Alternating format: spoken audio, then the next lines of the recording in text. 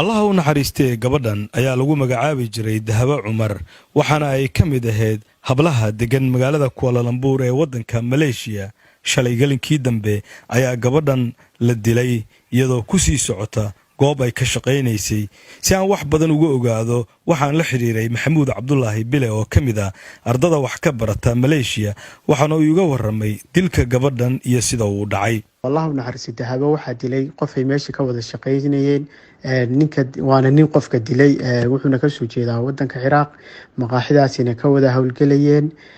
قبضاسينا waxa uu ku dilay sida hadda xogta kaga helayno Somali community-ga horana ay ugu soo taabisay in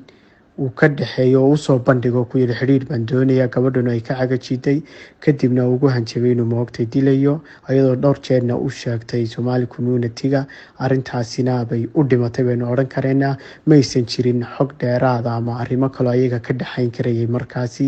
waxa uu dilkan uu ka dhacay meel meherada wax yar u jirta oo 1 kiiloomitir u jirta buu gabadhaasi dilkeedu ka dhacay.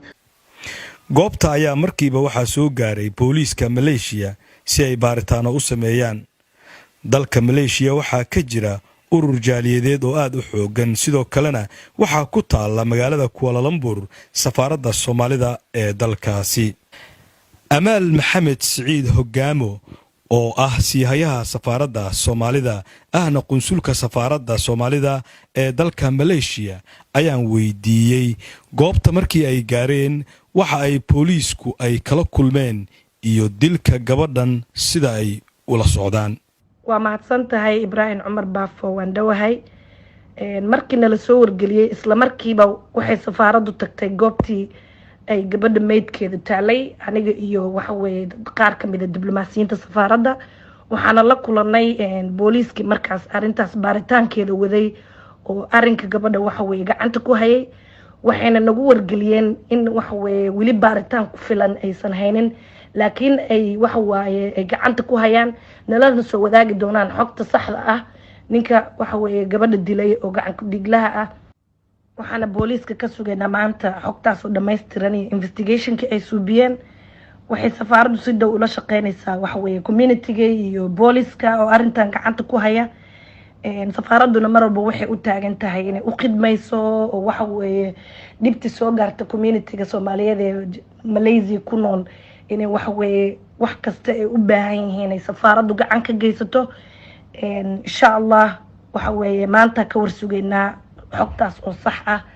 haddaba Allah u naxariistay Dahabo Cumar ayaa la sheegay in da'da 20aad ay ku jirtay. Maxamuud oo ka mid ah ardada wax ka barta magaalada Kuala Lumpur ayaan weydiiyay Dahabo waa qof caynkee ah. Dahabo Cumar Allah u naxariisto waxay ahayd gabadh dhalinyaro oo da'da 20aadka ku jirta waxay ahayd hablaha firfircoon si inuu la wada soconaba wadamada Aasiya ay Soomaalidu ku nooshay inta badan waxbarasho iskaga yimaadaan shaqadu aad bay u adag tahay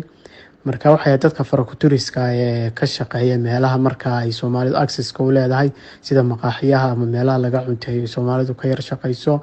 gabadh been ahayd asturan aan dadkana dhexgelin sababteena u dhimatayna waxay ahayd sidoo marka horeba sheegnay inay xiriir ka diiday ama qofka ajaanibka xiriir moogtay la sameeyso si aan kule wararkaada ku helayno marka waxay ahayd kule gabadh shaqeysata da'yar oo gabadh aad u da'yar bay ahayd in muddo aan ku sugneed oo Malaysia joogtay wili caasimadda Kuala Lumpur Somali refugee-gana ka mid ahayd oo hoos tagta.